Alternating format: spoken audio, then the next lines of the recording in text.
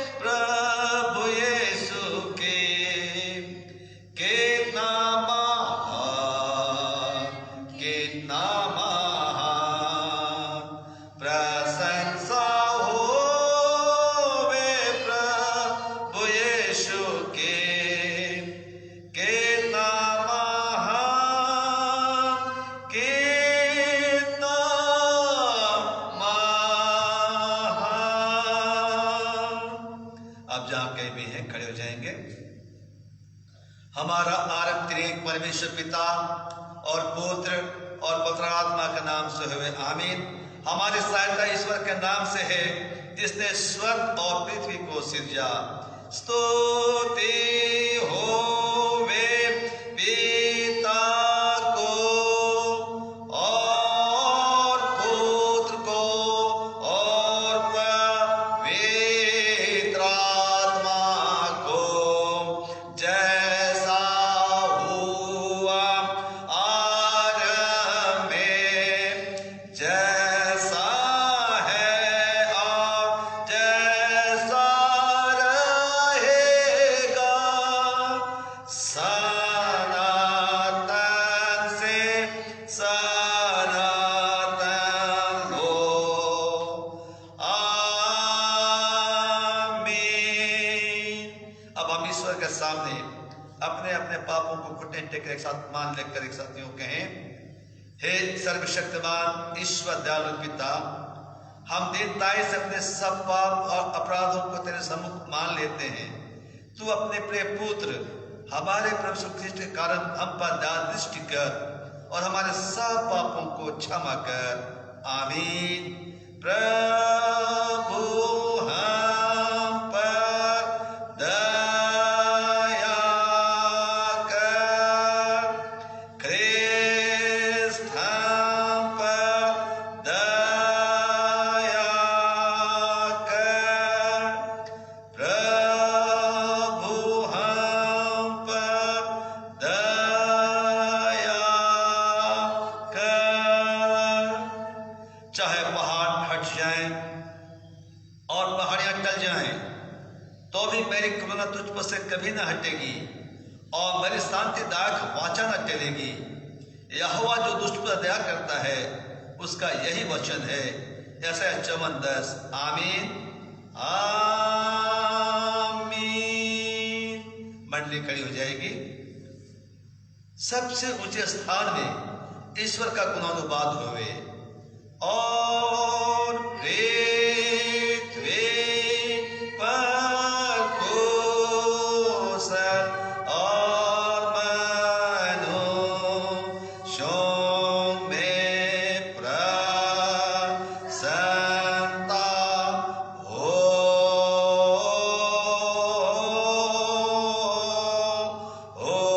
होवे।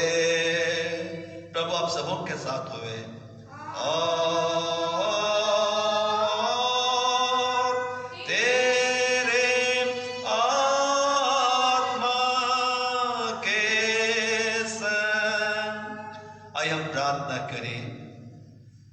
हे प्रिय स्वर्गवासी पिता, हम तेरा धन्यवाद करते हैं कि तू अपनी कृपा से हमारा विनाश नहीं चाहता, परंतु कि हम अपना मन तेरी ओर फिरावे और बच जावे। हम तेरी विनती करते हैं, अपना पवित्र आत्मा हमको दे कि वह प्रतिदिन हमारे मनों में सच्चा पश्चाताप उत्पन्न करे, हमारे हृदयों में पाप क्षमा और अनंत जीवन की लालसा जन्मे और तेरी अपार कृपा को विश्वास से ग्रहण करने और इसमें स्थिर रहने के लिए हमको सामर्थ्य दे। हर प्रकार की परीक्षा में हमको संभाल, जिससे अनुग्रह के द्वारा अंत में परम सुखी हो जावे हमारे प्रभु यीशु ख्रिस्त के कारण। आमीन आमीन।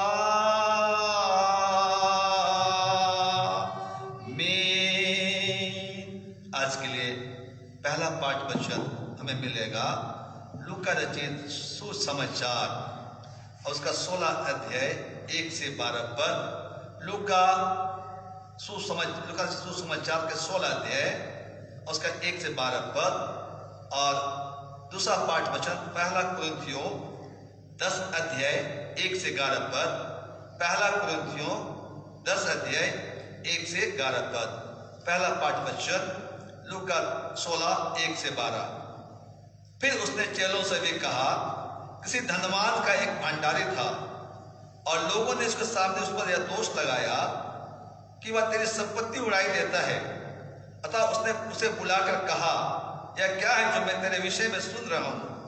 अपने भंडारीपन का लेखा दे, क्योंकि तू आगे हो भंडारी नहीं रख सकता। तब भंडारी सोचने लगा, अब मैं क्या करूं, क्योंकि मेरा स्वामी अब भंडारी का काम मुझसे छीन रहा है। मिट्टी तो मुझसे खोदी नहीं जाती और भीख मांगने में मुझे लज्जा आती है। मैं समझ गया कि क्या करूंगा, ताकि जब मैं भंडारी के काम से छुड़ाई जाऊं तो लोग मुझे अपने घरों में ले लें। तब उसने अपने स्वामी के देनदारों को एक एक करके बुलाया और पहले से पूछा, तुझ पर मेरे स्वामी का कितना कर्ज है? उसने कहा, 100 मन तेल। तब उसने उससे कहा, अपना खाता बही ले और बैठ कर तुरंत 50 लिख दे। फिर उसने दूसरे से पूछा, तुझ पर कितना कर्ज है? उसने कहा, 100 मन गेहूं। तब उसने उससे कहा, अपना खाता बही लेकर 80 लिख दे। स्वामी ने उस अधर्मी भंडारी को सराहा कि उसने चतुराई से काम किया है, क्योंकि इस संसार के लोग अपने समय के लोगों के साथ रीति व्यवहारों में ज्योति के लोगों से अधिक चतुर हैं। और मैं तुमसे कहता हूं कि अधर्म के धन से अपने लिए मित्र बना लो, ताकि जब वह जाता रहे तो वह तुम्हें अनंत निवासों में ले ले। जो थोड़े से थोड़े में सच्चा है वह बहुत में भी सच्चा है, और जो थोड़े से थोड़े में अधर्मी है वह बहुत में भी अधर्मी है। इसलिए जब तुम अधर्म के धन में सच्चे न ठहरे तो सच्चा धन तुम्हें कौन सौंपेगा? और यदि तुम प्राय धन में सच्चे न ठहरे तो तुम्हारा जो तुम्हारा है उसे तुम्हें कौन देगा? यहाँ तक। आमीन। दूसरा पाठ वचन 1 कुरिन्थियों 10:1-11। 1 कुरिन्थियों 10:1-11। हे भाइयों, मैं नहीं चाहता कि तुम इस बात से अनजान रहो कि हमारे सब बाप दादे बादल के नीचे थे और सब के सब समुद्र के बीच से पार हो गए, और सब ने बादल में और समुद्र में मूसा का बपतिस्मा लिया, और सब ने एक ही आत्मिक भोजन किया और सब ने एक ही आत्मिक जल पिया, क्योंकि वे उस आत्मिक चट्टान से पीते थे जो उनके साथ साथ चलती थी, और वह चट्टान मसीह था। परंतु परमेश्वर उनमें से बहुतों से प्रसन्न हुआ, इसलिए वे जंगल में ढेर हो गए। ये बातें हमारे लिए दृष्टांत ठहरी कि जैसे उन्होंने लालच किया वैसे हम बुरे वस्तुओं का लालच ना करें, और ना तुम मूर्ति पूजक बनो, जैसा कि उनमें से कितने बन गए थे। जैसा लिखा है, लोग खाने पीने बैठे और खेलने कूदने उठे, और ना हम व्यभिचार करें जैसा उनमें से कितनों ने किया, और एक दिन में 22,000 मर गए। और ना हम प्रभु को परखे जैसा उनमें से कितनों ने किया, और सांपों के द्वारा नष्ट किए गए। और तुम कुड़कुड़ाओ जिस रीति से उनमें से कितने कुड़कुड़ाए और नष्ट करने वालों के द्वारा नष्ट किए गए। परंतु ये सब बातें जो उन पर पड़ी दृष्टांत की रीति पर थी, वे हमारी चेतावनी के लिए जो जगत के अंतिम समय में रहते हैं लिखी गई है।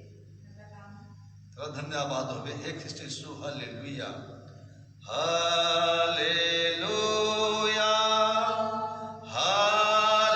हालेलुया,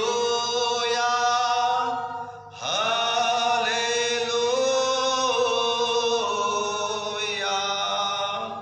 अब हम समस्त क्रिस्तानी कलीसिया के संग अपना महापवित्र विश्वास मान लेकर एक साथ कहें, मैं विश्वास करता हूँ परमेश्वर पिता पर, जो स्वर्ग और पृथ्वी का सर्वशक्तिमान सृजनहार है, और उसके इकलौते पुत्र अपने प्रभु यीशु ख्रीष्ट पर, जो पवित्र आत्मा से गर्भ में आया, कुंवारी मरियम से उत्पन्न हुआ, पंतुस पिलातुस के आज्ञा से दुख उठाया, क्रूस पर चढ़ाया गया, मर गया और गाड़ा गया, पाताल मुद्रा से दिन मृत्यु से जी उठा, स्वर्ग पर चढ़ गया, और परमेश्वर सर्वशक्तिमान पिता के दाहिने हाथ बैठा है, जहां से वह जूतों और मृतकों का विचार करने को फिर आवेगा।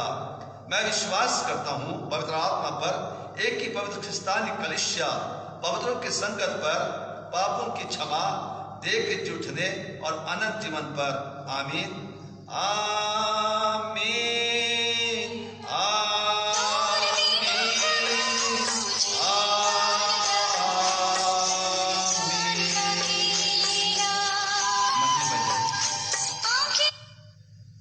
मंडली बैठ जाएगी। इसमें हम दूसरा गीत गाएंगे साक्ष्य बानी में से, आराधना का दूसरा गीत हम साक्ष्य बानी में से गाएंगे।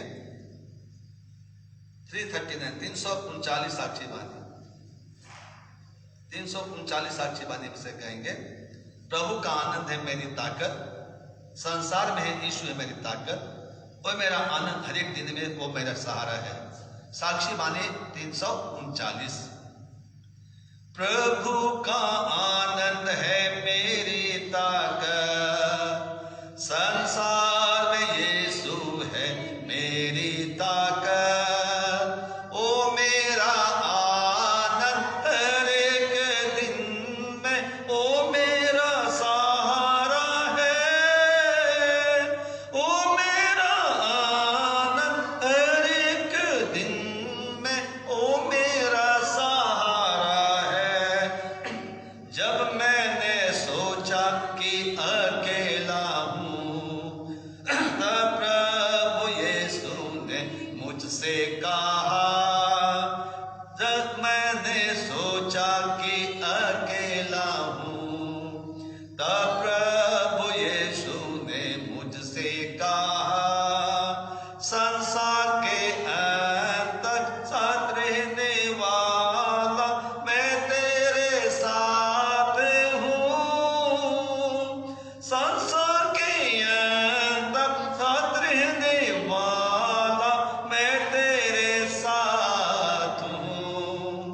प्रभु का आनंद है मेरी ताकत, संसार में यीशु है मेरी ताकत, ओ मेरा आनंद हर एक दिन में, ओ मेरा सहारा है, ओ मेरा आनंद हर एक दिन में, ओ मेरा सहारा है।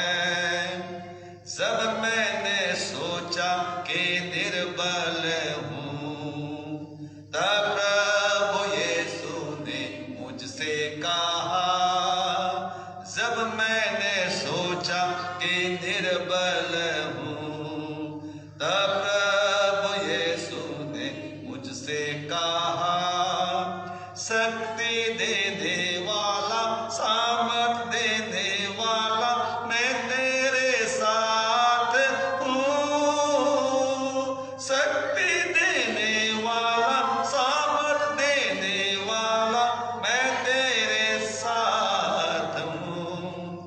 प्रभु का आनंद है मेरी ताकत, संसार में यीशु है मेरी ताकत, ओ मेरा आनंद हर एक दिन में, ओ मेरा सहारा है,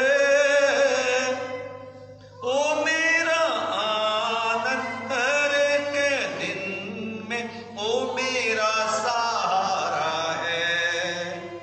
जब मैंने सोचा कि असंभव है, तब प्रभु यीशु ने मुझसे कहा, जब मैंने सोचा कि असंभव है, तब प्रभु यीशु ने मुझसे कहा, असंभव को संभव करने वाला यीशु मैं तेरे साथ हूँ,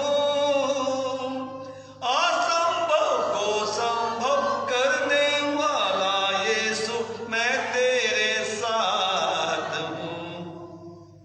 प्रभु का आनंद है मेरी ताकत, संसार में यीशु है मेरी ताकत, ओ मेरा आनंद हर एक दिन में, ओ मेरा सहारा है, ओ मेरा आनंद हर एक दिन में, ओ मेरा सहारा है। आप जहाँ कहीं भी हैं इस समय खड़े हो जाएंगे। आप सबों को हमारे पिता परमेश्वर और प्रभु यीशु ख्रिस्त की ओर से अनुग्रह और शांति मिले और मिलती रहे, आमीन। आइए हम प्रार्थना करें। हमारे जीवित और महान परमेश्वर यहोवा, सारे सृष्टि के मालिक, अब्राहम, इसहाक और याकूब का जूता परमेश्वर, आज के इस सुंदर बेला में प्रभु जब किस आराधना में हम शामिल हैं, हम आपको सारे मन से धन्य कहते हैं। प्रभु आपको धन्यवाद देते हैं। और जबकि इस घड़ी पिता हम आपके कलाम से सुनना चाहते हैं, एक संदेश को ग्रहण करना चाहते हैं, परमेश्वर हमारी अगुवाई कर कि सचमुच हम तेरे वचन के गहराई की भेदों को समझ सके, आज के शुभ संदेश को सुन सके, ग्रहण कर सके और आपके विश्वास में और आपके आज्ञाकारिता में आगे बढ़ने पाए। प्रभु यीशु मसीह इस घड़ी हमें हर एक के पापों को क्षमा कर हमें वो कान दे जिससे हम आपके संदेश को सुन सके, हमारे अंदर वो मन दे प्रभु जिस मन में हम तेरे वचन को ग्रहण कर सके। हम सारी महिमा आपको देते हैं। पवित्र आत्मा इस घड़ी अपने दुर्बल दास की जुबान पर कब्जा कर ले और जीभ से आप बोले प्रभु, ताकि जीभ से प्रभु की महिमा प्रकट हो। सारी महिमा आपको देते हैं। प्रभु यीशु मसीह के नाम में दीनताई की प्रार्थना को मांगते हैं। प्रार्थना सुनिए आप स्वराज में ग्रहण कर लीजिए। आमीन और आमीन। आज के लिए जो उपदेश वचन ठहराया गया है वो हमें मिलता है नीति वचन का 16 अध्याय और उसके 1 से लेकर 9 पद तक। नीति वचन 16 1 से 9 पद। यहां पर यह लिखा मिलता है, मन की युक्ति मनुष्य के अवश्य में रहती है, परंतु मुंह से कहना यहोवा की ओर से होता है। मनुष्य का सारा चाल चलन अपनी दृष्टि में पवित्र ठहरता है, परंतु यहोवा मन को तौलता है। अपने कामों को यहोवा पर डाल दे, इससे तेरी कल्पनाएं सिद्ध होंगी। यहोवा ने सब वस्तुएं विशेष उद्देश्य के लिए बनाई है, परंतु दुष्ट को भी विपत्ति भोगने के लिए बनाया है। सब मन के घमंडियों से यहोवा घृणा करता है। मैं दृढ़ता से कहता हूं, ऐसे लोग निर्दोष न ठहरेंगे। अधर्म का प्रायश्चित कृपा और सच्चाई से होता है, और यहोवा के भय मानने के द्वारा मनुष्य बुराई करने से बच जाते हैं। जब किसी का चाल चलन यहोवा को भाता है, तब वह उसके शत्रुओं का भी उससे मेल कराता है। अन्याय के बड़े लाभ से न्याय से थोड़ा ही प्राप्त करना उत्तम है। मनुष्य मन में अपने मार्ग पर विचार करता है, परंतु यहोवा ही उसके पैरों को स्थिर करता है। यहां तक आप लोग जहां के हैं बैठ जाएंगे। परमेश्वर का धन्यवाद हो जिन्होंने आज मुझको और आपको एक मुबारक सुबह देखने का सुंदर सुबह अवसर दिया है। कितने सारे लोग दुनिया के अंदर में आज इस दिन को देखना चाहा होगा, लेकिन आज उनके जीवन में ये नसीब नहीं हुआ कि आज के इस सुंदर बिहान को, इस सुंदर दिन को देख पाए। लेकिन आज परमेश्वर का अनुग्रह और उसका दान हम पर है कि हम आज जीवितों के लोग पाए जाते हैं, और इस समय हमारे बहुत ही सुंदर अवसर मिला है कि हम अपने परमेश्वर उद्धारकर्ता के आराधना में शामिल हो पाते हैं। समय है कि हम परमेश्वर के वचन में से कुछ शिक्षा की बातों को ग्रहण करें। आज के शुभ संदेश को हम अपने जीवन के उत्तमता के लिए, अपने जीवन की सफलता के लिए ग्रहण करें। तो आज के उपदेश वचन के लिए या जो संदेश के लिए जो हमें पाठ्य वचन मिला वो हमने पढ़ा नीति वचन 16 अध्याय और उसके 1 से लेकर 9 पद तक। प्रत्येक पद स्थल में एक एक शिक्षा की बातें हम सबों के लिए लिखा मिलता है। मेरे भाई बहनों, 1 से 9 पद तक हर एक पद स्थल में एक बड़ी शिक्षा की बातें हमारे लिए लिखी गई हैं, और इन सारे बातों को चर्चा करना, इन बातों पर मनन करना इस समय हमारे लिए असंभव सा है, क्योंकि समय सीमित है। तो आज इस उपदेश वचन इसे जो पढ़ा गया उसमें से मैं नीति वचन 16 अध्याय के 5 पद को इस समय आज के संदेश के रूप में आपके सामने रखना चाहता हूं। यहां पर लिखा है नीति वचन 16 अध्याय के 5 पद में, सब मन के घमंडियों से यहोवा घृणा करता है। आगे लिखा है, मैं दृढ़ता से कहता हूं, ऐसे लोग निर्दोष न ठहरेंगे। आज इसी पद स्थल पर आज का शुभ संदेश को मैं फोकस करना चाहता हूं। यहां पर मैं फिर से इस बात को पढ़ना चाहूंगा जो यहां पर लिखा है, सब मन के घमंडियों से यहोवा घृणा करता है, और मैं दृढ़ता से कहता हूं, ऐसे लोग निर्दोष न ठहरेंगे। सारांश क्या है? कोई भी घमंडी जो मन का घमंडी है, जो अपने मन में घमंड पाल रखे है, वो किसी भी रीति से परमेश्वर की दृष्टि में निर्दोष नहीं ठहरेगा। घमंड के विषय में हम और आप क्या समझते हैं, क्या सोचते हैं? घमंड को एक भयंकर पाप कहा गया है। घमंड को एक भयंकर पाप कहा गया है। और आज कलीसिया के अंदर में कहेंगे इस समय बहुत सारे लोग जो हैं इस घमंड का शिकार है।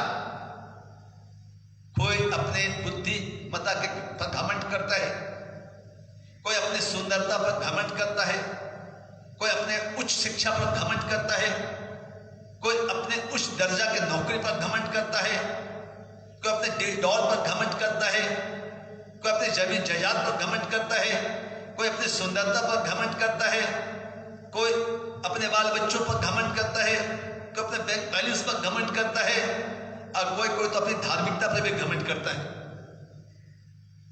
परमेश्वर घमंड को कभी बर्दाश्त नहीं करता। लिखा है यहां पर भी हमने पढ़ा कि हर घमंडी निर्दोष नहीं ठहरेगा। घमंड एक भयंकर पाप है, और आज जिसको हम अपने मन में पाले रहते हैं, और इस प्रकार अपने घमंड के कारण से हम परमेश्वर के दृष्टि में हमेशा नीचा खाते हैं और हम हमेशा दोषी ठहरते हैं। नीति वचन के 6 अध्याय और उसका 16 से लेकर 19 पद में कुछ बातें इस प्रकार लिखा हुआ है। यहां पर लिखा है नीति वचन 6 अध्याय 16 से 19 पद, 6 वस्तुओं से यहोवा बैर रखता है परंतु 7 है। ध्यान से सुनेंगे, लिखा है 6 वस्तुएं हैं जिनसे यहोवा बैर करता है या बैर रखता है, परंतु 7 है जिनसे वह घृणा करता है या घृणा है, जिनसे उसको घृणा है। पहला क्या है? अर्थात घमंड से चढ़ी हुई आंखें। घमंड से चढ़ी हुई आंखें, पहली बात। आगे लिखा है झूठ बोलने वाली जीभ और निर्दोष का लहू बहाने वाले हाथ, अनर्थ कल्पना करने वाला मन, बुराई करने को वेग दौड़ने वाला पांव, झूठ बोलने वाली साक्षी और भाइयों के बीच झगड़ा करने वाला मनुष्य। ये 7 बातें हैं जिनसे यहोवा बैर रखता है और जिनसे वह घृणा करता है। उसमें सबसे बड़ी पहली बात जो हमने पढ़ा वह है घमंड से चढ़ी आंखें। सबसे पहली बात हमने जो पढ़ा इसमें वह है घमंड से चढ़ी आंखें। घमंड को परमेश्वर कभी बर्दाश्त नहीं कर सकता। नीति वचन 21 के 4 पद में लिखा हुआ है, नीति वचन 21 अध्याय के 4 पद में ऐसा लिखा मिलेगा, चढ़ी आंखें, घमंडी मन और दुष्टों की खेती, ये तीनों पाप में है कहा गया। नीति वचन 21 के 4 पद में चढ़ी आंखें, घमंडी मन और दुष्टों की खेती पाप में है। आप समझ सकते हैं कि घमंड कितना भयंकर पाप है जिसको परमेश्वर बर्दाश्त नहीं कर सकता। और इसी घमंड के कारण मनुष्य को वो कितने भी अपने को धार्मिक बता ले, उसको हमेशा नीचे के खाना पड़ता है, यानी कि उसको नीचे स्तर पर डाल देता है परमेश्वर। एक दृष्टांत प्रभु ने अपने लोगों से को बताया, अपने लोगों से कहा, एक दृष्टांत इसी बात को समझाने के लिए कि हमारा घमंड हमारे लिए कितना घातक है, या हमारा अपनी बड़ाई मारना, घमंड क्या अपनी बड़ाई मारना, वो कितना घातक है। लूका रचित सुसमाचार इस दृष्टांत को पाते हैं। लूका रचित सुसमाचार के 18 अध्याय उसका 9 पद से लेकर 14 पद तक पढ़ेंगे तो यहाँ पे एक दृष्टांत में मिलेगा जिससे आप वाकिफ हैं। कई बार इसको आपने सुना होगा। लूका 18 9 पर 14 पद, यहाँ पर एक दृष्टांत है। और दृष्टांत क्या है? फरीसी और चुंगी लेने वाले का दृष्टांत। फरीसी और चुंगी लेने वाले का दृष्टांत यहाँ पर प्रभु ने बतलाया है कि 2 जने मंदिर में प्रार्थना करने के लिए गए। एक फरीसी था जो सारे शास्त्रों का ज्ञाता होगा, जो 10 आज्ञा का पालन भी करता होगा, और एक है चुंगी लेने वाला, एक मशरू लेने वाला। ये दो व्यक्ति मंदिर में प्रार्थना करने के लिए गए। वहां पर आगे लिखा मिलने का आपको, फरीसी खड़ा होकर अपने मन में योग प्रार्थना करने लगा, हे परमेश्वर, मैं तेरा धन्यवाद करता हूं कि मैं दूसरे मनुष्यों के समान अंधेर करने वाला, अन्यायी और व्यभिचारी नहीं, और ना मैं इस चुंगी लेने वाले के समान हूं। मैं सप्ताह में 2 बार उपवास रखता हूं, मैं अपनी सब कमाई का 10वां अंश भी देता हूं। यहां पर वो फरीसी जो है परमेश्वर के मंदिर में प्रार्थना कर रहा है, उस प्रार्थना में वो अपनी धार्मिकता को प्रकट कर रहा है, अपनी बड़ाई को प्रकट कर रहा है, और कहता है कि चुंगी लेने वाले समान नहीं भी, दुराचारी नहीं हो, अन्यायी नहीं हो, कह भी रहा है। तो आगे लिखा है, परंतु चुंगी लेने वाले ने दूर खड़े होकर स्वर्ग की ओर आंखें उठाना भी ना चाहा, वरन अपनी छाती पीट पीट कर कहा, हे प्रभु मुझ पापी पर दया कर, हे परमेश्वर मुझ पापी पर दया कर। आगे लिखा है कि प्रभु कहता है कि वह पहला नहीं बल्कि यही दूसरा व्यक्ति या चुंगी लेने वाला ही धर्मी ठहर कर अपने घर गया। क्यों? जबकि चुंगी लेने वाला तो पापी मनुष्य था, लेकिन फिर भी वो धर्मी ठहरा ईश्वर की दृष्टि में। और जो फरीसी था वो सारी रिचुअल्स को, हर एक धार्मिक कार्यों को पूरा करता था, वो उपवास भी करता था सप्ताह में, और कहता मैं अन्याय भी नहीं, दशमांश भी देता था। तो फिर ऐसा करने के बावजूद, वो आज्ञाओं को मानने के बावजूद, क्यों वो परमेश्वर के दृष्टि में नीचा खाया या नीचा किया गया? क्योंकि वो अभिमानी था, उसके अंदर घमंड था, अपनी धार्मिकता पर घमंड था उसको। जबकि ऐसा नबी की किताब के अंदर लिखा मिलता है हमको और आपको, ऐसा 64 के 6 पद में हम और आपने स्पष्ट पढ़ा है, या आज भी पढ़ सकते हैं। वहां पर लिखा मिलेगा, हमारे धर्म के काम सब मैले चिथड़े के समान है। परमेश्वर की दृष्टि में हम जो भी काम करते हैं, चाहे वो धार्मिक काम ही क्यों ना हो, लेकिन वो परमेश्वर की दृष्टि में एक मैले चिथड़े का समान ठहरता है। साफ लिखा है ऐसा नबी की किताब के 64 के 6 पद में, हमारे धर्म के काम सब मैले चिथड़े के समान है, और मैले चिथड़े का कोई भी अस्तित्व नहीं होता, वो सिर्फ जलाने का काम आता है। पहला पतरस के 5 पद में लिखा है, पहला पतरस के 5 अध्याय के 5 पद में लिखा है, परमेश्वर अभिमानियों यानी कि घमंडियों का विरोध करता है, पर दीनों पर अनुग्रह करता है। यहां पर फरीसी अभिमान से भरा हुआ था, इसलिए परमेश्वर ने उसका विरोध किया, लेकिन चुंगी लेने वाला वहां पर दीन होकर प्रार्थना किया, और उसका दीनता को परमेश्वर ग्रहण किया, और वो अनुग्रह का भागीदार बना।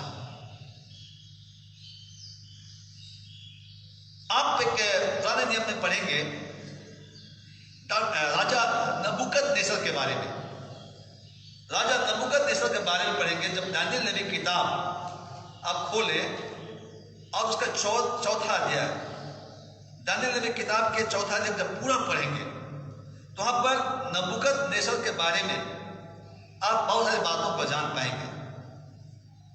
मैं शॉर्ट में बताना चाहता हूं। यहां पर क्या लिखा है कि नबूकदनेस्सर स्वप्न देखता है, और स्वप्न को देखकर घबरा जाता है, और दानियेल नबी से उसका अर्थ पूछता है, और दानियेल नबी उस स्वप्न का उसको अर्थ बतलाता है, और ये भी बतलाता है कि एक दिन ऐसा आएगा जब एक बड़ी विपत्ति वो राजा पर आएगा, नबूकदनेस्सर पर आएगा, और वो विपत्ति क्या है, इसको वचन ठान लिया कि वो नबूकदनेस्सर पर घटेगा ही घटेगा। तो यहां पर हम देखेंगे दानियेल नबी की किताब के 4 अध्याय के हम 24-25 पद ही पढ़ना चाहेंगे। इसमें यहां पर देखेंगे क्या लिखा है। दानियेल कह रहा है राजा से, हे राजा, जो फल, हे राजा, इसका फल जो परम प्रधान ने ठान लिया है कि राजा पर घटे वाया है, यानी कि स्वप्न का जो स्वप्न देखा है उसका क्या फल होने वाला है, इस बात के ऊपर जिक्र कर रहा है दानियेल राजा से। लिखा है 25 पद में कि तू मनुष्यों के बीच से निकाला जाएगा और मैदान के पशुओं के संग रहेगा, तो बैलों के समान घास चरेगा और आकाश की ओर से भीगा करेगा, और 7 युग तुझ पर बीतेंगे जब तक तू जान ना ले कि मनुष्यों के राज्य में परम प्रधान ही प्रभुता करता है और जिसे चाहे वो उसे दे देता है। यह बहुत बड़ी घटना राजा के जीवन में घटने की बात ठानी गई थी। ऐसा क्यों? क्योंकि नबूकदनेस्सर बहुत बड़े राज्य का राजा था और उसको इस बात का घमंड था कि ये सारा राज मेरा है, आना इसमें मैं ही प्रभुता करता हूं। वो इस बात को भूल गया था कि परम प्रधान ही प्रभुता, पूरा विश्व प्रभुता करता है, पूरे राज्य पर प्रभुता करता है और जिससे चाहे उसे दे देता है। इस बात को नबूकदनेस्सर भूल गया था और उसके मन में अभिमान आ गया था, घमंड आ गया था कि पूरे राज्य का अधिकारी तो मैं हूं, मैं ही से प्रभुता करता हूं। देखिएगा उसने घमंड में होकर क्या बात कहा था। एक आगे पढ़ेंगे हम लोग, यहाँ पर लिखा है 28 पद में लिखा है और 29 पद में पढ़ेंगे तो यहाँ पर लिखा है, यह सब कुछ नबूकदनेस्सर राजा पर घट गया। कौन चीज घट गया? जो उसके विषय में कहा गया है कि तुम मनुष्यों से निकाला जाएगा, मैदान में पशुओं को संग रहेगा, तो बैलों के समान घास चरेगा। इस आदि बातें जो उसके विषय में लिखी गई थी वो पूरा हो गया। कैसे पूरा हुआ? लिखा है 12 महीने के बीतने पर, क्यों पूरा हुआ इस बात को बताना चाह रहा हूं। 12 महीने के बीतने पर जब हुआ बेबीलोन के राजभवन की छत पर टहल रहा था। कौन? नबूकदनेस्सर। लिखा है 12 महीने के बीतने पर जब हुआ बेबीलोन के राजभवन की छत पर टहल रहा था, तब वो कहने लगा। क्या कहने लगा? 30 पद में देखेंगे। क्या यह बड़ा बेबीलोन नहीं है जिसे मैं ही ने अपने बल और सामर्थ से राजनिवास होने को और अपने प्रताप की बड़ाई के लिए बसाया है। यहां पर उसका बड़ा बोल सुनाई देता है। राजा नबूकदनेस्सर का एक बड़ा बोल सुनाई देता है और क्या है?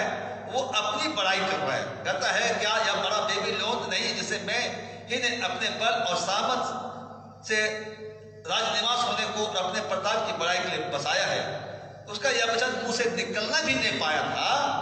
आगे लिखा है, यह वचन राजा के मुंह से निकलने भी नहीं पाया था कि आकाशवाणी हुई, हे राजा नबूकदनेस्सर, तेरे विषय में आज्ञा निकलती है, राज तेरे हाथ से निकल गया और तू मनुष्यों के बीच से निकाला जाएगा और मैदान में पशुओं के संग रहेगा और बैलों के समान घास चरेगा और 7 काल तुझ पर बीतेंगे जब तक कि तू जान न ले कि परम प्रधान मनुष्यों के राज्य में प्रभुता करता है और जो चाहे उसे दे देता है। उसी समय यह वचन पूरा हो जाता है और नबूकदनेस्सर निकाला जाता है और वो बैलों के समान घास चरने लगता है और उसकी देह आकाश से ओर से भीगती है, यहाँ तक उसके बाल उकाब पक्षियों के पलों से, उसके नाखून चिड़ियों के समान, पंजों के समान बढ़ गए और ये 7 काल तक उसके ऊपर घटता है। लिखा है 7 काल तक है ना, उस पर ये बीतता है। और यहाँ पर लिखा है कि ये जो घटना उसके साथ घटती है उसके ये अभिमान के कारण से घटता है। वो भूल गया कि राज तो परमेश्वर का है और पूरे विश्व पर, पूरे राज पर वही प्रभुता करता है, यहोवा परमेश्वर प्रभुता करता है। लेकिन ये अपनी बड़ाई मार रहा था, ये अपने घमंड में इस बात को कर रहा था और उसके ऊपर ये बहुत बड़ा दंड आ गया। तो हम और आप देख सकते हैं कि एक घमंडी मनुष्य के जीवन में कितने बड़ी घटना घट सकती है, जिससे नबूकदनेस्सर के जीवन में घटा, उस फरीसी के जीवन में घटा। मंदिर में प्रार्थना करने के लिए गया लेकिन उसकी प्रार्थना अनसुनी कर दी गई क्योंकि वो घमंड से भरा हुआ, अभिमान से भरा हुआ इंसान था। नबूकदनेस्सर अपने ऊपर घमंड रखने के राज मैंने जीता, राज मेरा है, मैं इस पर प्रभुता करता हूं, लेकिन वो भूल गया कि राज परमेश्वर का है, उसने मुझको दिया है और वही प्रभुता करता है। तो घमंड जो है मनुष्य को नीचे गिरा देता है। जब किसी मनुष्य का विनाश आता है ना तो उसके मन में विनाश से पहले घमंड आ जाता है। लेकिन जो महिमा पाना चाहते हैं, जिसको महिमा मिलना होता है, उस मनुष्य के मन में महिमा पाने से पहले नम्रता आ जाती है, दीनता आ जाती है। नाश होने से पहले मनुष्य के मन में घमंड आ जाता है।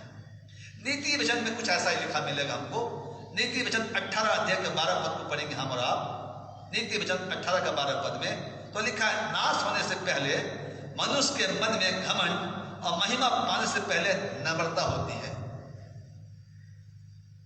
नाश होने से पहले मनुष्य के मन में घमंड और महिमापन से पहले नम्रता होती है। नीति 18 का 12 पर नबूकदनेस्सर तो जब नाश होना था उसके पहले घमंड आ गया, और आगे बढ़ेंगे तो नम्र भी बना 7 साल के बाद, और फिर उसका राज उसको मिल गया, और फिर मनुष्यों की गिनती में आ गया, फिर उसका शासन उसको मिल गया। जब वो नम्र हुआ और जब परमेश्वर की स्तुति करने लगा, परमेश्वर ने उसका राज उसको फेर दिया। तो जब नाश होना होगा आपके जीवन में, तो निश्चय जानिए इस बात को कि आपके मन में घमंड आ जाएगा। आज बहुत सारे लोग अपने उच्च नौकरी पर घमंड करते हैं और बड़े अपने को तारीफ करते हैं, लेकिन अचानक से उनके जीवन में नाश हो जाता है, उनका नौकरी में सस्पेंशन आ जाता है, वो सस्पेंड तक हो जाते हैं, जेल के भी आवाज आ जाते हैं। बहुत सारे लोग अपनी सुंदरता पर घमंड करते हैं और बहुत घमंड करते हैं, लेकिन अचानक से अब देखते हैं उसके चेहरे का सारा रंगत बदल जाता है, चेहरे में दाग धब्बे निकल जाते हैं, सुंदरता खत्म हो जाती है। नाश होने से पहले जब इंसान को नाश होना लिखा होता है, तो उसके पहले निश्चित है कि उसके मन में घमंड आ जाएगा, और वही घमंड उसका नाश कारण होगा। लेकिन जब एक मनुष्य को महिमा मिलना होता है और महिमा पाने का अधिकारी होता है, तो उसके मन में दीनता और नम्रता चले आती है।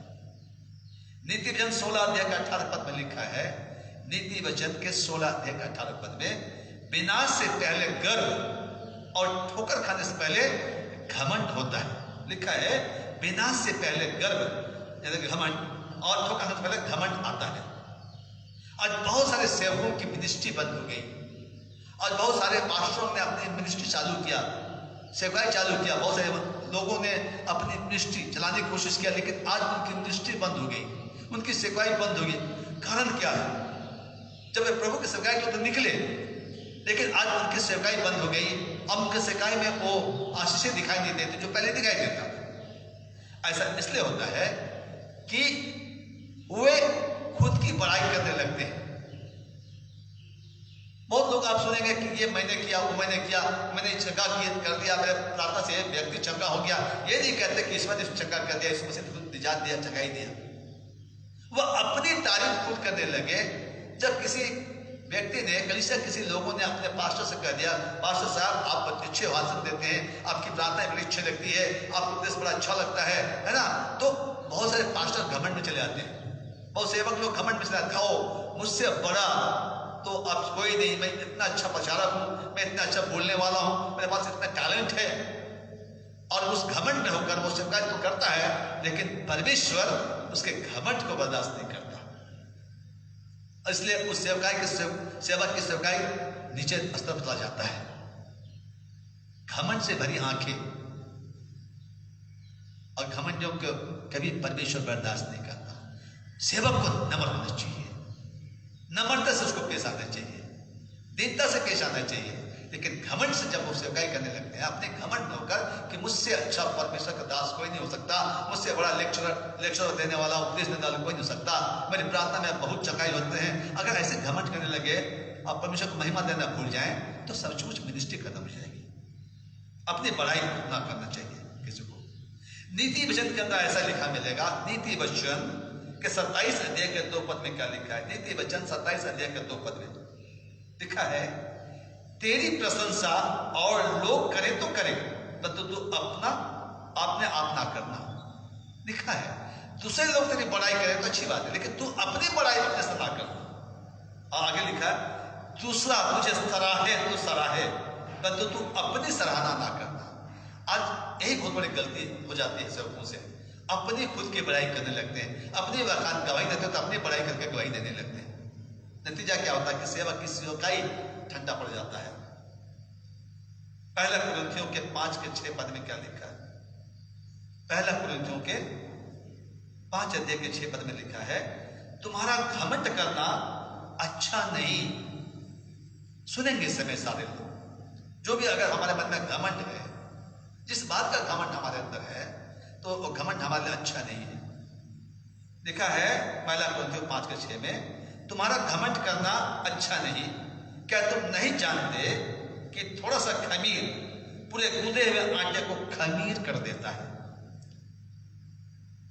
एक जब आटा में जब खमीर डालते हैं हम लोग, तो पूरा थोड़ा सा खमीर डालते हैं, और खमीर जो पूरे आटा को खमीर कर देता है। खमीर बना देता है। उसी प्रकार घमंड को लगता है कि एक छोटा सा अवगुण है, लेकिन ये घमंड जो है पूरे जीवन को नाश कर देता है हमारा, पूरे जीवन में श्राप को ले आता है, विनाश के समुद्र में हमें डुबा देता है मेरे भाई बहनों, घमंड जो है। इसलिए आज के संदेश के माध्यम से परमेश्वर का वचन हमसे कहना चाहता है कि घमंड ना करें। अगर कोई घमंड करना चाहे, अगर आपको घमंड करना ही है तो किस बात पर घमंड करे, इसके विषय में परमेश्वर वचन क्या कहता है।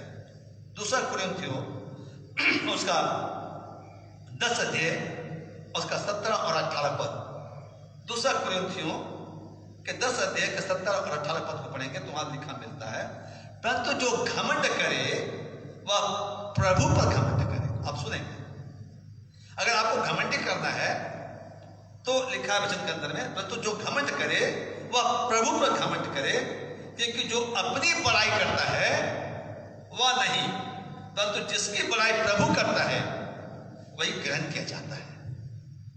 लिसन, लिखा है, परंतु जो घमंड करे वह प्रभु पर घमंड करे, क्योंकि जो अपनी बड़ाई करता है वह नहीं, परंतु जिसकी बड़ाई प्रभु करता है वही ग्रहण किया जाता है। पुराने नियम की किताब में पढ़ेंगे, यिर्मयाह नबी की किताब उसका 9 अध्याय के 23 और 24 पद, यिर्मयाह नबी की किताब के 9 अध्याय के 23 और 24 पद पढ़ेंगे तो वहां पर यूं लिखा मिलता है, यहोवा यूं कहता है कि बुद्धिमान अपनी बुद्धि पर घमंड ना करे। देखिए आगे क्या लिखा है, और ना वीर अपनी वीरता पर, ना धनी अपने धन पर घमंड करे। आपके पास जो भी टैलेंट है उस पर आपको घमंड करना नहीं कर रहा है। अपनी बुद्धि पर घमंड ना कर, अपनी वीरता पर घमंड ना कर, अपने धन पर घमंड ना कर। लिखा यहोवा योग कहता है कि बुद्धिमान अपनी बुद्धि पर घमंड ना करे, और ना वीर अपनी वीरता पर, ना धनी अपने धन पर घमंड करे, परंतु जो घमंड करे वह इसी बात पर घमंड करे कि वह मुझे जानता है।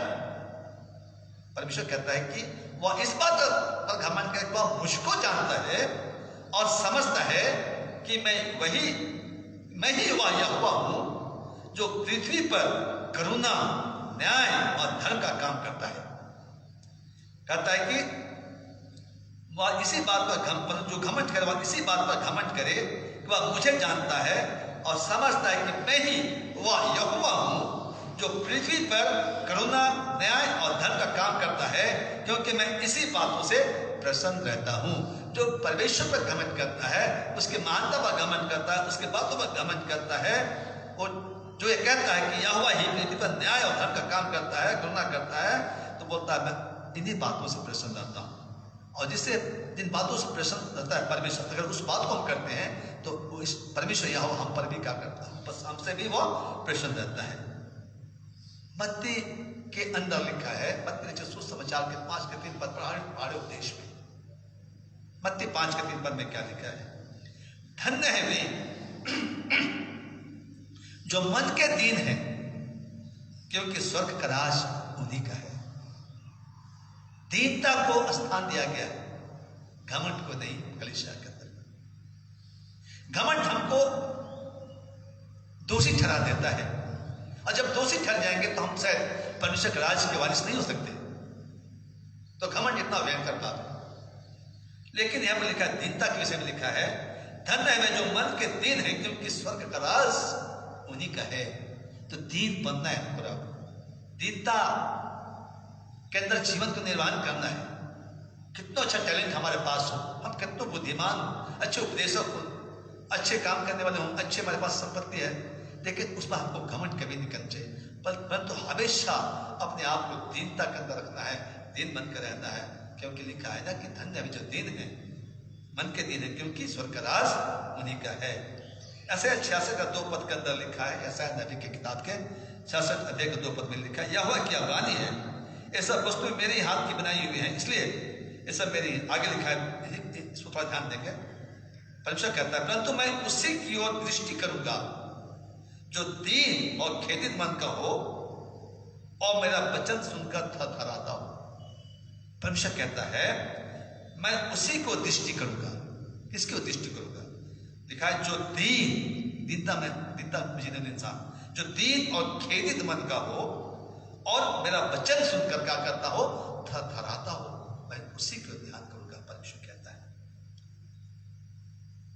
भजन संहिता 18:27 पद में लिखा है, भजन संहिता के 18:27 पद में लिखा है, क्योंकि तू दीन लोगों को तो बचाता है परंतु घमंड भरी आंखों को नीची करता है। क्या कहता है भजन संहिता 18:27 पद में, क्योंकि तू दीन लोगों को तो बचाता है, परमेश्वर दीन लोगों को बचाता है। आगे लिखा परंतु घमंड भरी आंखों को नीची करता है। इसलिए हमेशा दीनता के साथ परमेश्वर के काम में लगना है, अपने परमेश्वर की सेवकाई भी करना है। कलीसिया में जब आना है तो दीन मन के साथ आना है, खेदित मन के साथ आना है, क्योंकि टूटा हुआ मन और खेदित मन को लेकर जब हम यहोवा के समीप आते हैं तो परमेश्वर हमको प्रेरित करता है। भजन संहिता के 51:17 पद में क्या लिखा है, भजन संहिता 51:17 पद में लिखा है, टूटा मन परमेश्वर के योग्य बलिदान है, हे परमेश्वर तू टूटे और पिसे हुए मन को तुच्छ नहीं जानता। हमेशा अपने को दीन बना के, जब वो चुंगी लेने वाला और फरीसी का जब हम दृष्टांत सुने थे तो वहां पर हम देखते हैं चुंगी लेने वाला दीन बनकर अपने आंखों को स्वर्ग उठाना भी नहीं चाहा, अपने आंखें नीचे गड़ा कर बहुत ही नम्रता के साथ उसने दुआ परमेश्वर से प्रार्थना किया, उसकी प्रार्थना कर किया गया, वो टूटे मन के साथ भवन के अंदर में था, इसलिए उसकी प्रार्थना स्वीकार की गई। लेकिन जो घमंड से भरा हुआ फरीसी था उसका प्रार्थना स्वीकार नहीं किया गया, वो दोषी ठहराया गया। भजन संहिता 51:17, टूटा मन यहोवा के परमेश्वर के योग्य बलिदान है, हे परमेश्वर तू टूटे और पिसे हुए मन को तुच्छ नहीं जानता। तो आप समझ सकते हैं आज परमेश्वर का वचन हमसे क्या कहना चाहता है। हमें घमंड से बचने के लिए हमें आज संदेश देता है परमेश्वर, क्योंकि घमंड जो एक बहुत ही भयंकर पाप है और घमंड के कारण से मनुष्य को हमेशा नीचा खाना पड़ता है, मनुष्यों के दृष्टि में भी और परमेश्वर के दृष्टि में भी। वचन स्पष्ट से कहता है ना, जो हमने पढ़ा नीति वचन 16:5 पद में, सब मन के घमंडियों से यहोवा घृणा करता है। आगे लिखा, मैं दृढ़ता से कहता हूं ऐसे लोग निर्दोष ना ठहरेंगे, यानी कि वो दोषी ही ठहराए जाएंगे। कौन? जो घमंडी लोग हैं। पौलुस क्या बोलता है अपने विषय में? 2 कुरिन्थियों के 11:30 पद में कहता है, 2 कुरिन्थियों 11:30 पद में, यदि घमंड करना आवश्यक है, यदि घमंड करना आवश्यक है तो कहता है मैं अपनी निर्बलताओं पर घमंड करूंगा, अपने टैलेंट पर नहीं, अपने बुद्धिमत्ता पर नहीं, अपने उच्च शिक्षा पर नहीं, अपने धार्मिकता पर नहीं। कहता है कि मैं अपनी निर्बलता पर घमंड करूंगा। जो मेरे पास निर्बलता है, जो मेरे पास कमजोरियां हैं, मैं उस पर घमंड करूंगा, बोलता है, अपने टैलेंट पर नहीं। क्योंकि वो जानता है कि जब वो निर्बल होता है तभी वो सामर्थ्य होता है, क्योंकि हमारे निर्बलता में ही परमेश्वर का अनुग्रह पर छाया करता है, उसका सामर्थ्य भी मिलता है। 2 कुरिन्थियों के 12:7-9 पद में ऐसा वचन लिखा मिलेगा। 2 कुरिन्थियों की 12:7-9 पद में लिखा मिलता है, पर उसने यानी कि प्रभु ने मुझसे कहा, ये पौलुस कह रहा है, उसने पौलुस अपने विषय में कह रहा है, उसने अर्थात प्रभु ने मुझसे कहा मेरा अनुग्रह तेरे लिए बहुत है, मेरा अनुग्रह तेरे लिए बहुत है, क्योंकि मेरी सामर्थ निर्बलता में सिद्ध होती है, मेरी सामर्थ निर्बलता में सिद्ध होती है। इसलिए मैं आनंद से अपनी निर्बलताओं पर घमंड करूंगा कि मसीह की सामर्थ मुझ पर छाया करे। और उसका क्या कहता है, मैं आनंद से अपनी निर्बलताओं पर, जो मेरी निर्बलताएं हैं, कमजोरियां, दुर्बलता, उस पर मैं घमंड करूंगा ताकि मसीह की सामर्थ मुझ पर छाया करे। अगर मैं अपने टैलेंट पर घमंड करूंगा, अपने बुद्धिमत्ता पर, अपनी धार्मिकता पर, अपनी वीरता पर घमंड करूंगा तो कदापि परमेश्वर का अनुग्रह मुझे मिलेगा नहीं, उसके सामर्थ मुझ पर छाया नहीं करेगी। इसलिए तो घमंड के कारण से बहुत सारे सेवक लोगों की मिनिस्ट्री बंद हो गई। बहुत सारे लोग जो उन्होंने घमंड किया आज वो समाज के अंदर में भी नीचे दर्जे के गिने जाते हैं और परमेश्वर की दृष्टि में तो दोषी ठहरते ही ठहरते हैं। अतः आज का शुभ संदेश का सारांश हमारे यही है कि हम किसी भी बात पर घमंड ना करें। अगर हम घमंड करना चाहें तो हम प्रभु पर घमंड करें, इस बात पर घमंड करें कि हम परमेश्वर को जानते हैं, यहोवा को जानते हैं, जो करुणा करता है, अनुग्रह करता है, दया करता है और जो अपने टूटे हुए मन वाले इंसानों पर अनुग्रह करता है। इन बातों पर हम घमंड करें और पौलुस समान कह सके कि हम अपनी निर्बलता पर घमंड करेंगे। घमंड करना होगा तो अपने टैलेंट पर नहीं, अपनी योग्यता पर नहीं, बल्कि अपनी निर्बलता पर घमंड करूंगा, ताकि कहता है आगे पौलुस कहता है कि ताकि मसीह के सामर्थ मुझ पर छाया करे। परमेश्वर ने कहा कि मेरी सामर्थ निर्बलता में सिद्ध होती है, मेरी सामर्थ निर्बलता में सिद्ध होती है। जब हम अपने को निर्बल और लज्जा समझते हैं और उसके सामने आते हैं, तब परमेश्वर की सामर्थ जो है हम पर छाया करता है, हम पर छाया करता है। मेरे भाई बहनों, अगर आप परमेश्वर के अनुग्रह पाना चाहते हैं, परमेश्वर की अच्छी सेवाएं करना चाहते हैं, एक सच्चे मसीह विश्वासी बनकर अपने प्रभु के दृष्टि में अच्छा ठहरना चाहते हैं, तो आपको घमंड से बिल्कुल बचना है। योग्यता आपके पास होगी, परमेश्वर ने आपको योग्यता दिया होगा, लेकिन उस योग्यता पर घमंड ना करें, बल्कि जो निर्बलता आपके पास है उस पर घमंड करें और प्रभु से प्रार्थना करें। और परमेश्वर का सामर्थ आपकी निर्बलता को आपसे दूर करेगा, उसका सामर्थ आप पर छाया करेगा। प्रभु हम सबों को बड़ी आशीष प्रदान करें। आमीन। आइए प्रार्थना करें। हमारे जीवित और महान परमेश्वर मसीह, आज के सुंदर समय में प्रभु हमने आपके वचन में से सुना और सीखा है। परमेश्वर होने दें कि आपका यह वचन, आपका शुभ संदेश हर एक के मन में घर करने पाए। हम घमंड से परे रहकर परमेश्वर दीनता और नम्रता के जीवन व्यतीत करने पाए, क्योंकि आज हमने सीखा है कि घमंड करने वाला तेरी दृष्टि में निर्दोष नहीं ठहरता, बल्कि वो दोषी ठहरता है। लेकिन जो दीन मन का होता है, जो नम्र हृदय वाला इंसान होता है, उस पर आपका अनुग्रह बना रहता है और आपके दृष्टि में वह धर्मी ठहरता है। खुदावन, आपका कलाम, आपका वचन हमारे हृदय में बहुतायत से वास करने पाए, ताकि प्रभु आपके इच्छा अनुसार, आपके आज्ञा अनुसार हम अपने जीवन को व्यतीत करने पाए और अंत को हम परम सुखी कर भागी होने पाए। सारी महिमा आपको मिले। धन्यवाद आत्मा, धन्यवाद यहोवा, धन्यवाद यीशु। सारी महिमा आपको देता हूँ यीशु मसीह नाम दुआ मांगता हूँ। दुआ सुनिए आबा, इस प्रार्थना को आज में ग्रहण कर लीजिए। आमीन और आमीन। और ईश्वर की शांति जो समस्त ज्ञान से ऊर्ध्व है, ख्रिस्ट यीशु में हम लोगों के हृदय और हम लोगों के मन की रक्षा करेगी अब से सदा काल तक। आमीन और आमीन। आज सूचना के लिए सिर्फ एक ही बात की सूचना हम देना चाहेंगे, और कोई भी धन्यवाद प्रार्थना का निवेदन नहीं आया है, या धन्यवाद भेंट का कोई भी निवेदन नहीं आया है। तो एक छोटी सूचना है।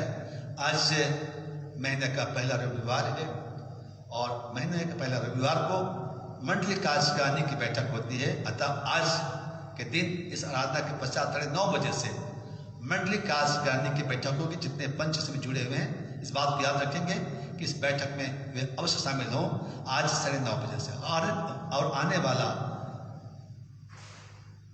जो फिर से कार्यकारिणी की बैठक होगी वो नगरीय मंडली में होगी। समय की सूचना हम लोग बाद में दे देंगे, जितने भी सदस्य, क्योंकि हो सकता है वो शनिवार को हो या फिर रविवार को, दोनों दिन में से एक दिन होगा। आइए आज के इस आराधना के अंतिम भाग में पहुंचते हैं, और इसमें हम लोग साक्षी वाणी में से गीत गाएंगे, तीसरा गीत गाएंगे, और एक ही पद गाएंगे और पुरुषों एक पद गाएंगे 345। और इसमें हम लोग जहाँ कहीं भी हैं अपना मुट्ठी दान को संग्रह करेंगे। मैं आपसे ये भी रिक्वेस्ट करना चाहूँगा कि आप जहाँ कहीं भी हैं तो अतिरिक्त दान भी आप संग्रह कर लेंगे अलग से इस समय में। 345 मुक्ति दिलाई यीशु नाम, शांति दिलाई यीशु नाम, पहला और आखिरी पद को गाएंगे। कोरस पहला और आखिरी पद।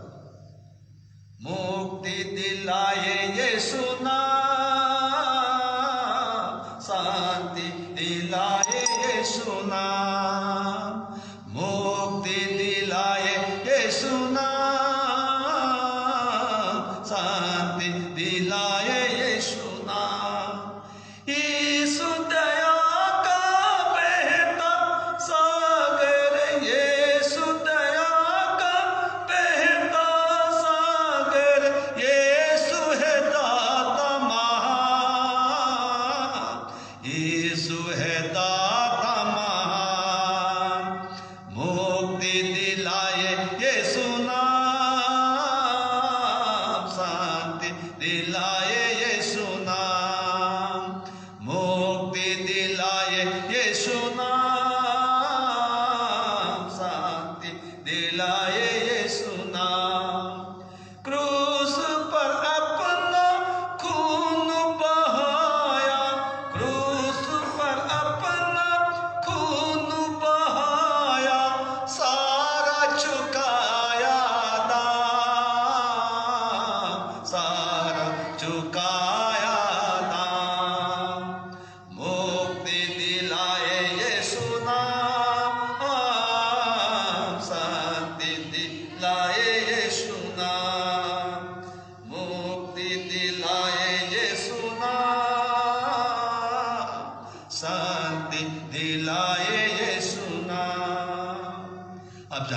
खड़े हो जाएंगे।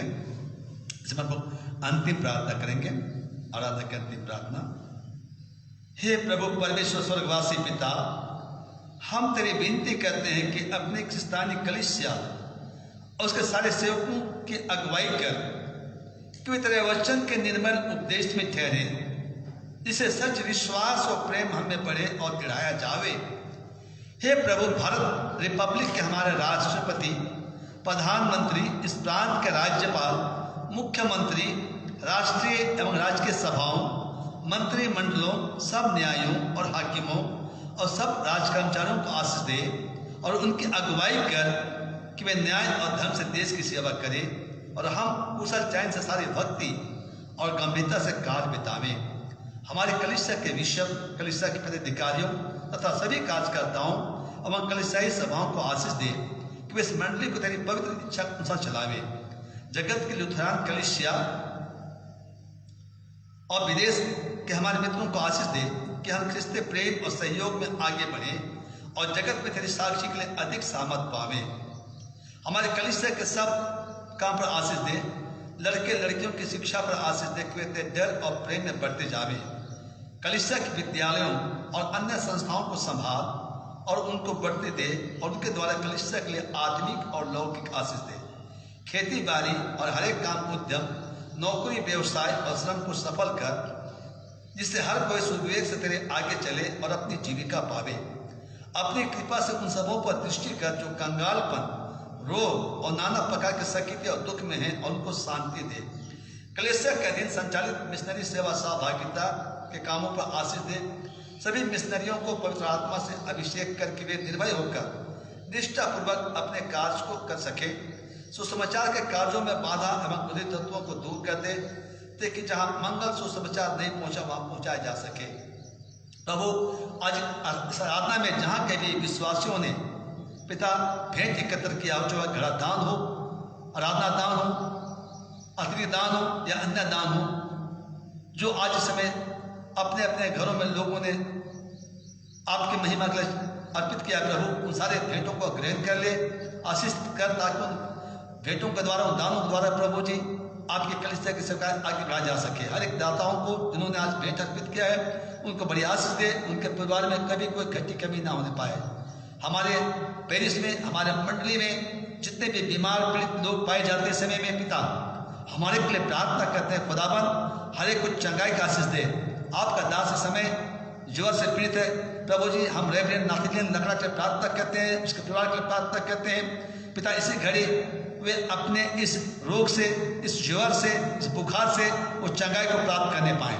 साथ ही साथ भाई झांझ से के लिए प्रार्थना करते हैं प्रभु, जबकि बीमारी का अवस्था में आ जाता है, जो भी उसको तकलीफ पीड़ा है स्वयं जानता है प्रभु, हम ये प्रार्थना करते हैं उस भाई को तो स्पर्श कर प्रभु, ताकि बिल्कुल चंगा हो जाए, स्वस्थ होकर वो पूरा परिवार आपका धन्यवादी हो सके और आपको धन्यवाद का भेंट अर्पित करने पाए। और प्रभु हम प्रार्थना करते इस प्रकार जितने भी मंडली के अंतर्गत और जितने पेरिस के अंतर्गत, कलीसिया के अंतर्गत जितने भी बीमार पीड़ित लोग हैं, हर एक को प्रभु स्पर्श कर, क्योंकि आपका एक स्पर्श उन्हें चंगाई देगा, ये हमारा विश्वास है पिता।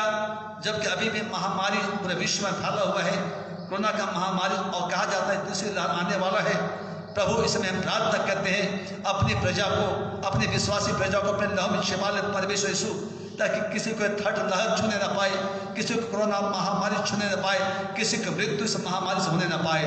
प्रभु अपनी प्रजा के बीच में से प्रभु इस महामारी को दूर अलग कर दे, ताकि तेरे विश्वासी इसके जंगल में कोई भी ना फंसने पाए और सब सुरक्षित रखने पाए और इस संसार में, इस देश में खड़ा होकर सारे लोग आपके नाम की गवाही देने, आपके नाम की गवाही देने पाए। परमेश्वर, जो अब तक संक्रमित हैं कोरोना से, हम उनके लिए दुआ करते हैं, हर एक मसीह विश्वासियों को इस बीमारी से चंगाई दे, ताकि सब चंगाई पाकर प्रभु आपका धन्यवाद कर सके। इस नए भवन के निर्माण के लिए आपसे आशीष मांगते हैं प्रभु, ये भवन आपका है, इसमें जो भी सुधार का काम हो रहे हैं प्रभु, और सुधार के काम जितने लोग लगे हैं पिता, उनको उनकी अगुवाई कर कि वो सुधार के काम को अच्छी तरह से पूरा करने पाए, और जो आर्थिक तंगी है पिता, उन्हें आर्थिक तंगी दूर होने पाए। विश्वासों को मन को चलाइए कि वो अपने भेंट राशि सर्च देने पाए, ताकि आर्थिक तंगी ना हो और ये भवन का निर्माण बहुत जल्द से जल्द हो सके और इसका संस्कार हम लोग कर सकें और इस भवन को आपके सुपुर्द कर सकें। सारी महिमा प्रभु जी हम आपको देते हैं।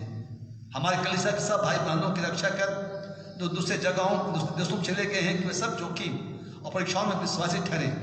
हम उनके लिए तेरी विनती करते हैं जो मंडल से निकाले गए व उलझ हुए हैं, उन पर दया कर सच्चे प्रस्ताव से तेरी ओर फिरे।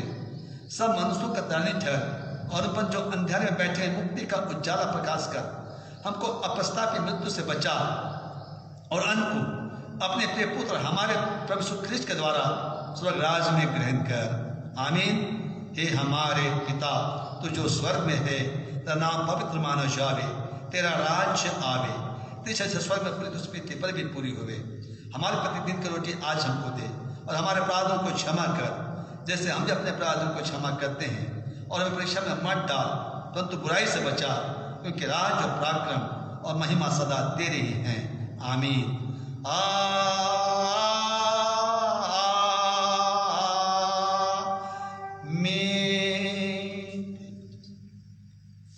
आप सबों की सुसा है।